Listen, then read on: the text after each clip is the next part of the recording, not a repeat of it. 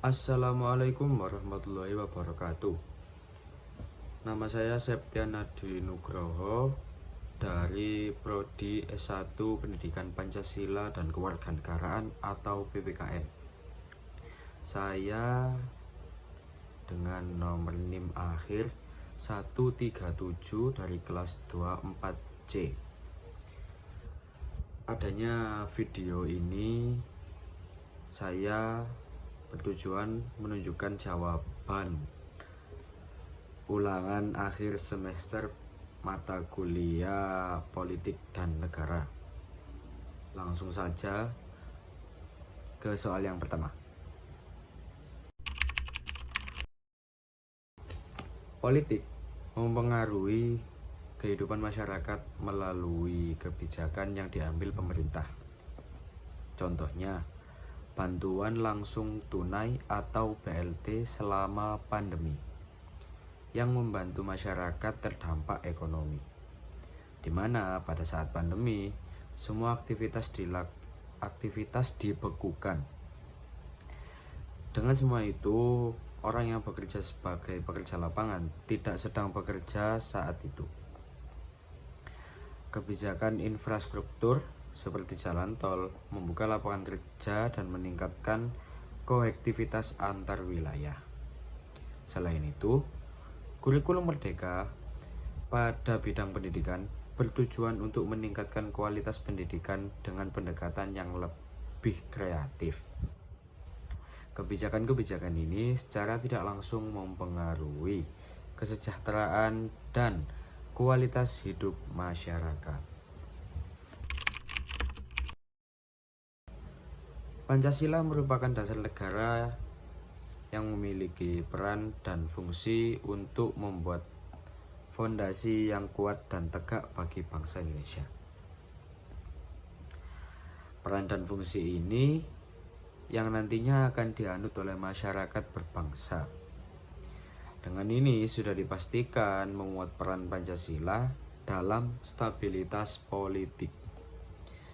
Sebagai contoh yakni salah satu peraturan dari pemerintah yang juga dibantu dengan aparat kepolisian untuk peraturan lalu lintas, yang dimana sebagai masyarakat tugas kita adalah mentaati peraturan saat berlalu lintas, dan jika melakukan pelanggaran maka akan diberikan sanksi.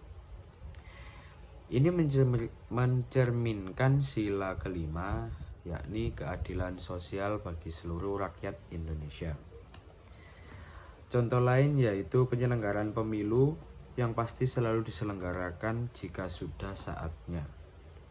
Hal ini selalu dilaksanakan oleh warga negara secara adil, demokrasi, dan pastinya menghargai perbedaan orang lain.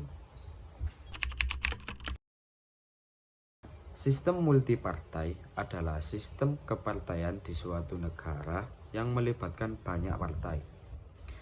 Kelebihan multipartai yang pertama yakni mencerminkan keberagaman politik, menghindari dominasi partai tunggal, mendorong kerjasama antar partai.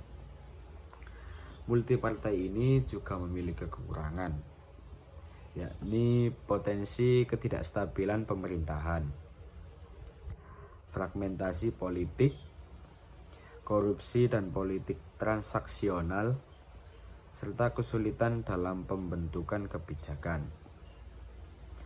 Contohnya, koalisi pemerintahan Bapak Joko Widodo. Pada masa pemerintahan Jokowi, sistem multipartai menunjukkan dampaknya.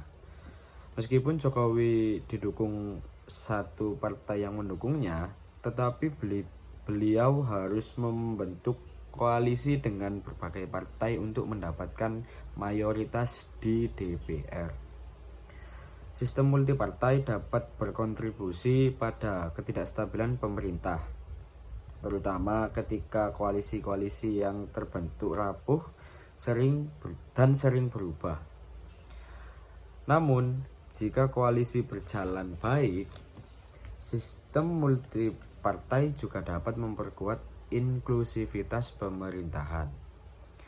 memastikan bahwa berbagai kelompok masyarakat terwakili dalam proses pengambilan keputusan.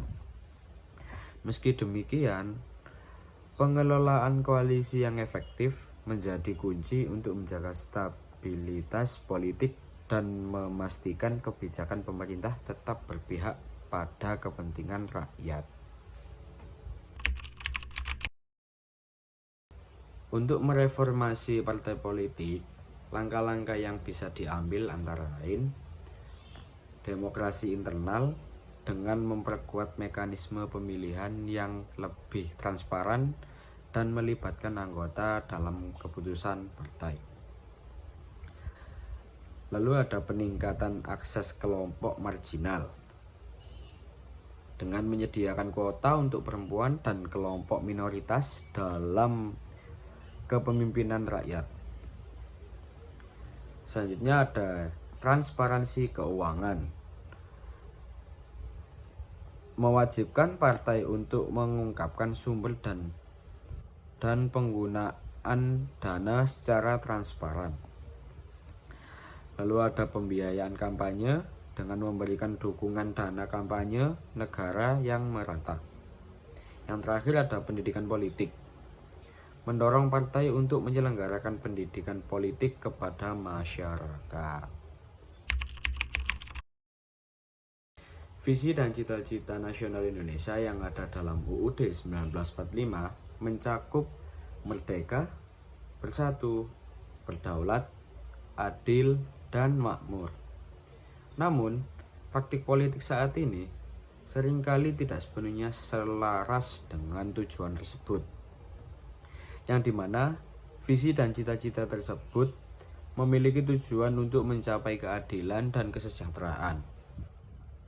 Contohnya, di daerah luar Jawa atau daerah terpencil, masih tertinggal dalam hal infrastruktur, pendidikan, dan kesehatan. Koalisi politik sering dibentuk berdasarkan kepentingan kekuasaan, bukan ideologi yang jelas. Saran perbaikan atau kemajuan untuk negara ini yakni pemerataan pembangunan yang fokus pada daerah tertinggal dengan meningkatkan infrastruktur dan akses layanan dasar. Penguatan demokrasi dengan memperbaiki transparansi politik dan memperkuat aturan politik uang. Dan yang terakhir, peningkatan dengan menyediakan akses pendidikan berkualitas di seluruh Indonesia, terutama di daerah terpencil. Langkah-langkah ini dapat menjadi praktik politik lebih selaras dengan cita-cita nasional. Sekian video yang dapat saya persembahkan untuk menjawab soal dari ujian akhir semester. Mohon maaf bila ada kekurangan dan ada salah-salah kata. Saya akhiri, wassalamualaikum warahmatullahi wabarakatuh.